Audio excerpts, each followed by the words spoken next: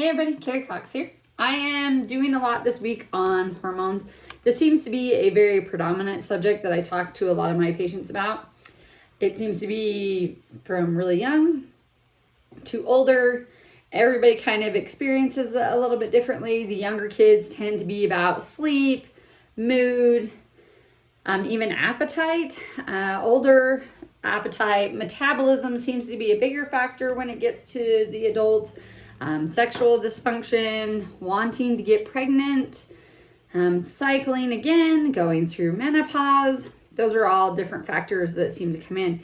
And we have a lot of people, more and more, I think, impacted by it because we have so many factors in our environment that take away from our iodine being able to clear the body because it's trying so hard to work to get rid of toxicity, not to mention gut impact, the processed foods we have, the eating out, trans fats, overwhelming our liver. These are all big factors that impact how the body can create the hormones and how we can filter. Our body is, the gut itself, the bacteria in there, those bacteria can create toxins that are put out. Those toxins can actually block our iodine receptors. That can make for issue for the thyroid to be able to metabolize the iodine and even have it available. We also have the factor of toxins within the air. We are constantly, I would say most people in a day are impacted by bromine, which is in breads and the foods and drinks, soft drinks, even sports drinks often. And then you have fluoride in our toothpaste, in our water, when you go see the dentist. Then you also have chlorine, people in swimming pools or a lot of cleaning chemicals or in hot tubs. Those are all things that are typical for people to be exposed to. And all those can impact how well the body is taking in iodine. We use the iodine not only to feed our thyroid, but to help support all the cells in the body, to cleanse the body. It helps with your lymphatics, for women, mammaries, and uterus, ovaries, all those are highly dense in iodine. Sex organs tend to all need them, even for men. So it is a big deal. We tend to not have it in many of our foods when we're sweating abundantly, or even if you are doing things like a detoxification, your minerals, which iodine is a part of that, will be pulled to take care of that. So you have multiple organs within the body that, if impacted, will impact your hormones. You have your pineal gland or pineal gland that is in the head. You have the hypothalamus, which is also below the pineal gland in the head. And you have the pituitary. Then you have your thyroid and your parathyroid, both impacting hormones. Those are connected together. They're also regulating a lot of other functions that happen in the body. The thymus to a degree, the pancreas to a degree. Then you have your adrenals, which is your stress gland. It's putting out your adrenaline. So those of you who work out a ton, who are on the go all the time, drinking energy drinks, all that is being impacted as well. And it's pushing out hormones constantly when you're doing the adrenaline factor. So you have to realize how to calm, feed, and get rid of some of those factors that are in the body. And then you have energy drinks, things like that. It impacts how well digestion works because when you're pushing your endocrine system to work, all those glands, you're putting yourself in a fight or flight mode, which digestion doesn't work. So your metabolism's gonna slow, your digestion, you're gonna get indigestion. And then when we're always constantly on an up and down, it impacts how well we can calm down and sleep. Melatonin production, taking melatonin will impact your hormones. Taking vitamin D can impact your hormones. Your fats that you eat and digest, usually having abundance is not necessarily a problem, but the lack of having the fats can impact how your body can create your hormones. And if you're not getting an abundance of fats and you're having carbohydrates and sugars, that clogs the liver. The liver is what converts hormones for us in the body, and it does a lot of other things that it converts.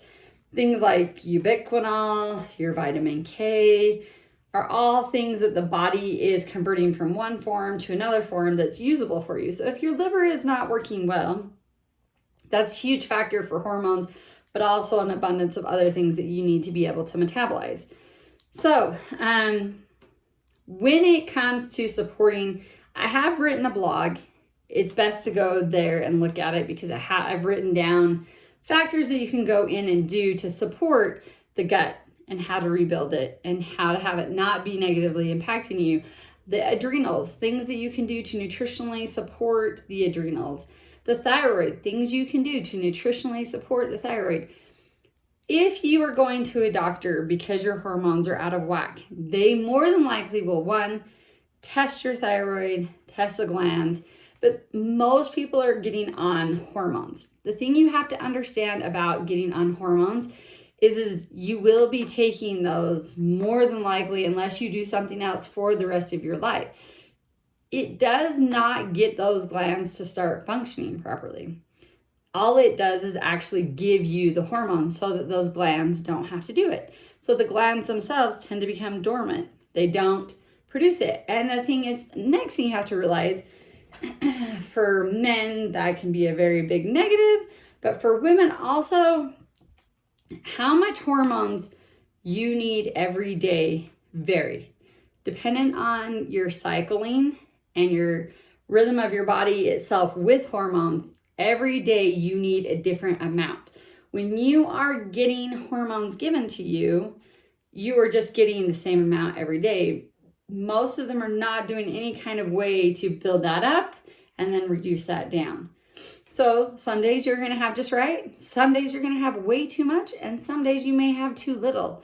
So it really is beneficial if you can nourish and support the body to help those glands working.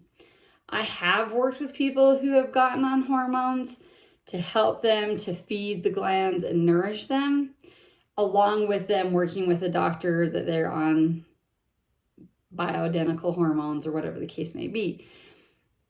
It does take a lot longer. Once you hit a point of massive breakdown and the body's not producing the hormones, it can take 6 months to several years to get you balanced properly. Even when you're getting on hormones from the doctor, it can take them a chunk of time to figure out the right dose, right amount, right kind that you need for your body. And that's a lot of imbalance and roller coaster of emotions, a lot of not sleeping or very emotional or weight gain.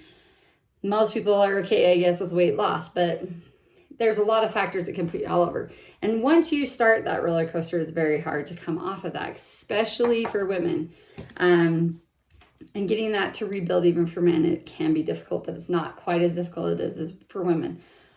The whole point of this is that, yes, you can do things nutritionally.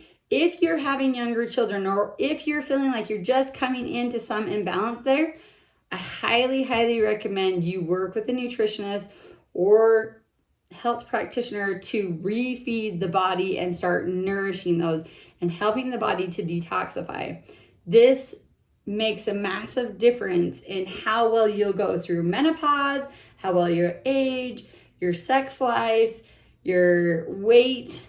All sorts of factors can be very dependent on that. So it is possible to feed. And if you find somebody that says that you cannot nourish those things, you need to keep looking. If you guys would like some help with this to see where you're at or where you need support, you can go to the UtahFoundationalNutrition.com and you can do a survey there, or you can set up an appointment. I do the scans. The scans do give me some information on what's going on with the glands or the organs themselves, so I can see how to nourish you properly. But just make sure that you're taking advantage of the holistic side of things and really nourishing yourself. Even if you are on hormones, I highly recommend you find ways to start feeding and rebuilding that system. So you guys have a great day, have a great weekend, and I will talk to you again soon.